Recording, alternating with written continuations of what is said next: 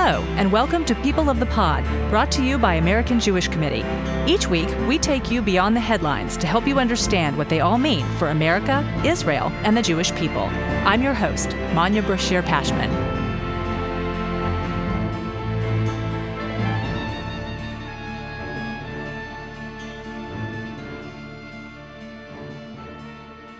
This week, the Association of Rape Crisis Centers in Israel delivered a report to the United Nations detailing the systemic sexual violence committed by the Hamas terror group during and after the October 7th attack on Israel. The horrific report follows a bipartisan resolution adopted by the U.S. House of Representatives last week, condemning the use of rape and sexual violence. Here to discuss that resolution is AJC's Managing Director of Policy and Political Affairs, Julie Fishman Rayman. Julie, welcome. Thank you so much, Manya. So anything bipartisan on Capitol Hill is rare and worth discussing. Can you walk our listeners through the details of the resolution and explain why there was such unity around it? Absolutely. So the resolution was introduced in January, and it really came out of a concerted effort on the part of mostly female members of Congress who were hearing about what had gone on October 7th and what was continuing to go on in Israel as it related to gender-based violence and sexual assault. And they read the tea leaves of deafening silence on behalf of the global community and said, if people aren't believing Israeli women, we are going to show that Congress, the American Congress, is united in believing Israeli women. So there are two resolutions in the House and in the Senate. The resolution in the House passed, and they're pretty straightforward, expressing this sense both of outrage and outlining some next steps. So in addition to condemning rape and all forms of sexual violence as a weapon of war by Hamas, calling on nations to criminalize rape and sexual assault and hold perpetrators accountable, including by armed groups, which is somewhat of a different take on this, calling on international bodies to really condemn these atrocities in a way that we have seen too many of them pause or hesitate or simply remain silent, reaffirming the U.S. government's support for an independent, impartial investigation, this is very important, into what happened on October 7th and afterwards, and reaffirming the commitment to supporting survivors, which is, I think, so critical in this moment. It's one of those things you could say, oh, of course we support the survivors, but recognizing the reality of what's going on in Israel today and how this trauma continues to unplay for those victims is really critical, right? In this moment, Israel is not focused on supporting the survivors of rape and sexual assault. Not because it's not important, but because they're still fighting a war and focusing on, rebuilding and what to do with the hundreds of thousands of people who have been displaced from their homes to elsewhere. So in the hierarchy of need, addressing all sorts of trauma, it has to be sort of lower on the totem pole and hopefully will be addressed. But that's a piece of what the international community can do and what Congress is trying to do, just express that support and solidarity. Calling on international bodies to condemn sexual violence, international bodies such as the UN, correct? Yes. All right. Can you tell us a little bit about the report that the Association of Rape Crisis Centers released this week? It's a really important report, not least of which because in some ways it's the first sort of fully fleshed out, credible report about the atrocities of the 7th. And in a lot of ways, it's important also because it pushes us to be uncomfortable, right? I think a lot of why this issue has been sidelined or pushed aside is not just because Israel continues to be fighting a war and there are myriad other issues, the release of the hostages, et cetera, that are really there's all of these competing needs, both in our minds as people who are sympathetic to these causes, but also in the world and in terms of advocacy.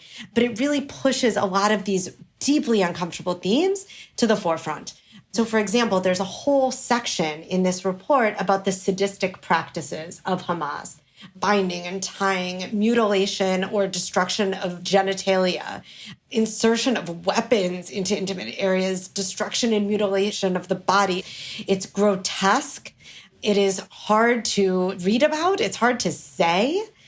But in some ways, I think that's sort of our responsibility, right? Like we who have not, thank God, lived through this trauma can be the voices for those who have and may not feel comfortable coming forward to tell their stories, may not have the emotional capacity or stamina to tell their story and relive the horrific trauma that they suffered. So every time I sort of talk about this issue, I try to make whoever I'm speaking to, especially women, say the really uncomfortable things, right? That we're taught as young children not to say in polite society, right? Like talk about vaginas, talk about rape, talk about, fondling of breasts and mutilation and all of these things, because if we're not comfortable saying it out loud, we're not going to be comfortable doing that advocacy that's so important. Has sexual violence been used or highlighted as a weapon of war elsewhere, Julie, that we know of? It's enough of an instrument of war that it's been deemed a war crime. I think that this, like so many things that took place on October 7th, it was used to such a degree that the global community at some point will have to reckon with how we treat or how we consider sexual assault as an instrument of war. But certainly in lots of other places, this is the sad reality. And I would say the sad reality of sort of the treatment of women. But of course, we know from October 7th that it wasn't just women. It was women, children, accounts of men being sexually abused, even men who are still hostage in the tunnels in Gaza. There are reports of sexual abuse against them. So we sort of think about it in terms of gender-based and focused specifically and solely on females. But the sad reality is that's also not the case. And for men especially, I think the stigma can be that much more heightened. So knowing that it could take years or even decades for us to fully understand the full gravity of the situation of what happened on October 7th against women, when it comes to men and other victims, we may never understand the full scope of what happened and what continues to happen. What is the progress of the resolution in the Senate? It's moving. It's been introduced. It has about a quarter of the Senate as co-sponsors, which is significant. There's a need for swift movement, I would say, and greater advocacy. So for listeners, they can go to ajc.org and find our action alert, calling on senators to co-sponsor and support this really important resolution when it's up for a vote. This is one where, again, like our advocacy is critical and sometimes we shy away. But it's much easier to send an email to your senators than it is to actually have to talk about these really awful issues. So for anyone who is looking for a 30-second way to sort of comfortably take action on this important issue, the action alert is a really good and meaningful way to do so. Can you kind of walk us through the advocacy efforts that push this through the House of Representatives, but also are pushing it through the Senate? In other words, are there victims participating in this, families of victims? What kinds of stories, and again, this could be a very uncomfortable portion of our conversation, what kinds of stories are being shared with people to convince them to put their name on this resolution? A lot of the stories are coming from the family members and loved ones of current hostages.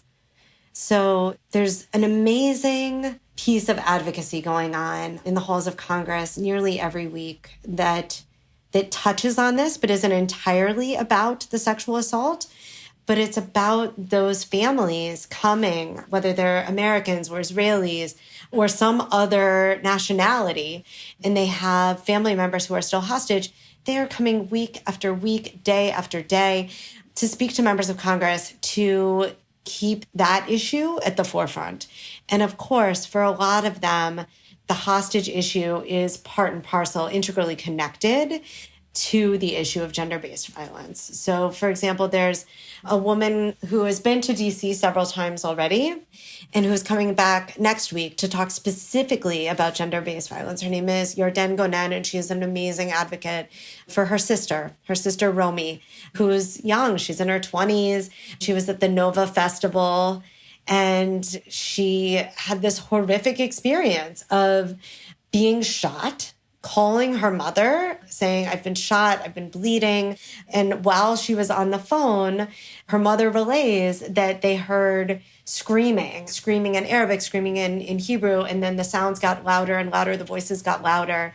And then Romy shut the phone and was taken into Gaza and is still held hostage. She's one of the few women still held hostage. And so her sister tirelessly comes to tell her story with this sort of recognition, this sad recognition that probably all of our worst fears, hopefully not, God forbid, but our worst fears about sexual assault are possibly happening to her sister with frequency or regularity.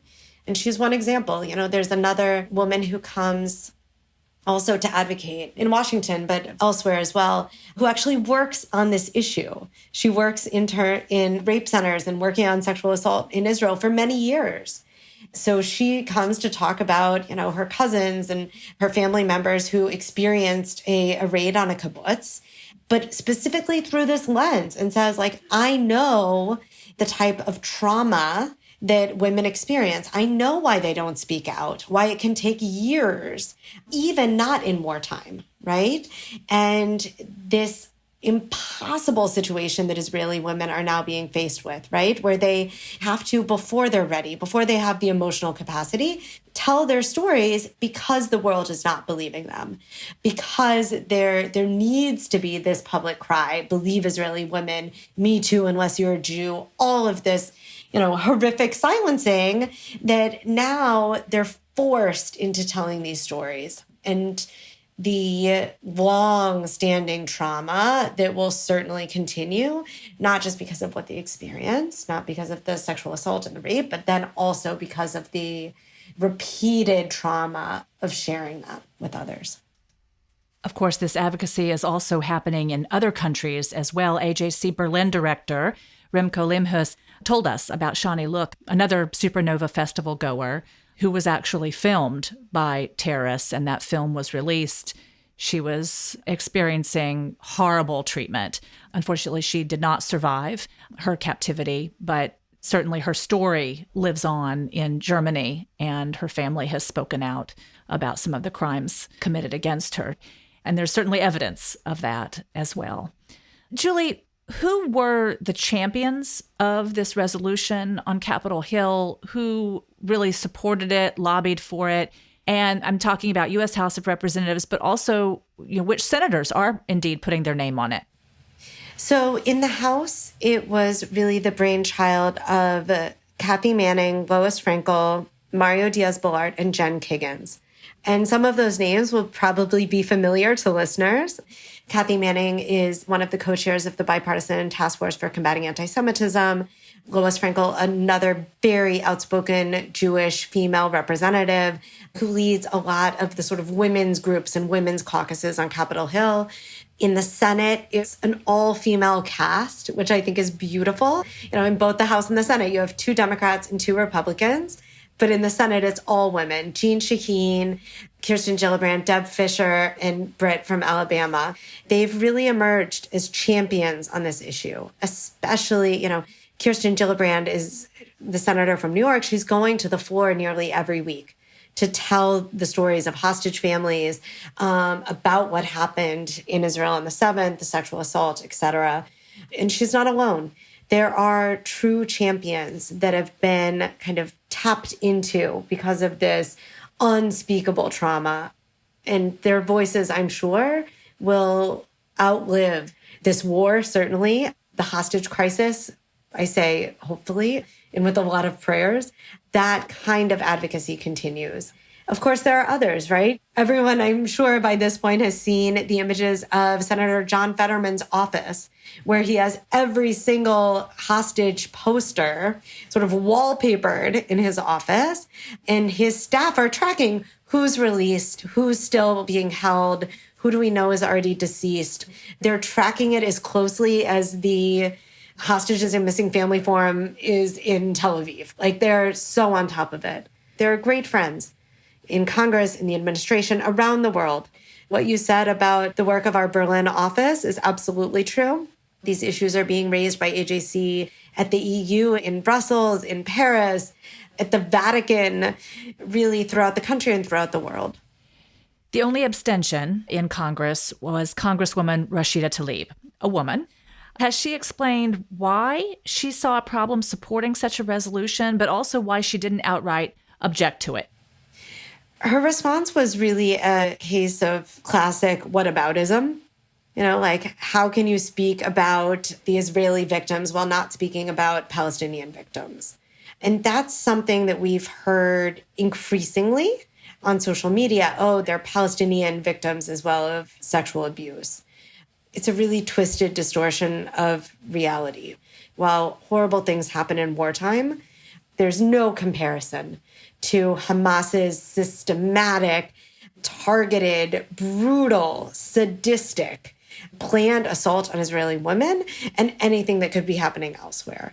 Hamas has really sort of set the benchmark, and I say that with some irony, for what sexual assault as a weapon of war can look like. So I'm not surprised by Congresswoman Tlaib's vote. It tracks with other votes that she's taken and other statements that she's making. And I think for her, it's very personal. She has Palestinian roots. She has Palestinian family members. So I imagine for her, all of this is very, very personal, very sensitive. And she probably comes to this issue with a great degree of defensiveness as well. That said, the sheer fact that she was standing alone as the only voice not affirming this condemnation says a great deal. Did she explain why she didn't outright object to it? I don't believe that she did. What else is AJC trying to accomplish in Washington right now? What more is needed? Certainly, we need the Senate to pass this resolution. There's this continued fight over foreign aid for Israel. How do we get Israel the support that it needs in terms of material, ammunitions, et cetera? And a lot of that is tied up in a political battle over, do we fund Israel alone? Do we fund Israel and Ukraine and Taiwan and other allies who are sort of collectively fighting against forces of authoritarianism or anti-democratic forces? And then, of course, then there's additional layers. Do we also then fund efforts to secure our border in different ways? And the more you sort of add into this pot of money, the more additional avenues or recipients, the more opportunities there are for poison pills. So AJC is working really hard to try to continue the fight for Israel to get the support they need, for Ukraine to get the support that they need as they continue to fight Russian aggression. It's an upward battle and so political. But those are the key advocacy items. And of course, we continue, as I said before, to support a number of family members and loved ones of hostages as they come week after week to tell their stories on Capitol Hill. Next week, actually, we have a delegation specifically to talk about gender-based violence. And it's going to include the sister of one of the hostages, who I mentioned before, a part of the Zaka search and rescue team, who went and saw bodies as they were being prepared for burial and witnessed the clear and really atrocious evidence of sexual assault. A reservist for the IDF, who he was off duty, but the minute that he heard the news about the Nova Festival and what had happened there, he went to help and to try to rescue people and saw bodies that had clearly undergone sexual assault, naked bodies, a male body with cut genitalia, talking about how it's not just women who are victims here, a woman's body with her breast cut off, a young woman with massive bleeding in and around her genitalia. And then also a survivor of the Nova Festival who saved himself by hiding in bushes, but heard repeatedly over and over again the sounds of rapes happening. So we're bringing these people to Washington to tell their stories, to members of Congress, to diplomats, to State Department officials and other members of the administration to continue the moment. We're really lucky that most of the audiences that we'll be reaching do believe, right? Like they've already reached that first hurdle of believing Israeli women, but now need to be urged continuously to take those stories on as their own, to continue that advocacy and to make sure that Those stories don't stand on their own, but they have echoes throughout the halls of Congress, throughout Washington, throughout, the EU, the UN, other multilaterals, until this issue really gets the attention that it deserves. Why aren't women being believed? For all conflicts like this, for any other case, massive or individual, where a woman has experienced sexual assault, our first response is supposed to be belief, right? We are supposed to believe, we are supposed to hear. It is the opposite of innocent until proven guilty. You are a victim until or unless it can be proven otherwise. We start with belief. So the fact that that hasn't been the case here, it defies explanation. It defies our understanding, and unfortunately really heightens the need for the victims to tell their stories, the witnesses to tell their stories. It is horrific that these people are being put in this place where they have to continue to tell this story because people aren't believing them. I wish I had a better explanation for why they're not being believed. That being said, there are reasons voiced as to why Israeli women aren't being believed. There are reasons given that to some may hold sway. And they're worth acknowledging because that's part of the narrative that is incumbent on all of us to address and rebut. Part of it we hear is because there's not always that clear-cut evidence. This was wartime, the worst attack against Jews since the Holocaust, a truly traumatic moment for Israel. They were not doing the job that maybe in retrospect they should have done in terms of rape kits and documenting all of that evidence. For Zaka, the search and rescue team, they traditionally don't take photos. That's not a part of their mandate. And in some ways they feel it's a violation. It's not a part of the holy work that they are doing in terms of collecting body parts and trying to keep victims of terror of the 7th and far preceding, trying to keep those victims as whole as possible. So there is this sort of dearth of evidence, but there is plenty of credible accounts. So I say that, but it doesn't explain why people aren't being believed. There's no explanation for that. Well, thank you so much, Julie, for joining us. And for those listeners out there who would like to do more and push the Senate to adopt that resolution, you can go to ajc.org/believeisraelis. Julie, thank you. Thank you for having me. And Manya, I can't thank you enough and people of the pod enough for shining some light on this really horrific story that needs to be at the forefront of all of our attention. This episode is brought to you by AJC. Our producer is Atara Lakritz. Our sound engineer is TK Broderick. You can follow People of the Pod on Apple Podcasts or Spotify and learn more at ajc.org/peopleofthepod. The views and opinions of our guests don't necessarily reflect the positions of AJC. You can reach us at peopleofthepod@ajc.org. And if you appreciated this episode, please share it with friends and family and write a review on Apple Podcasts.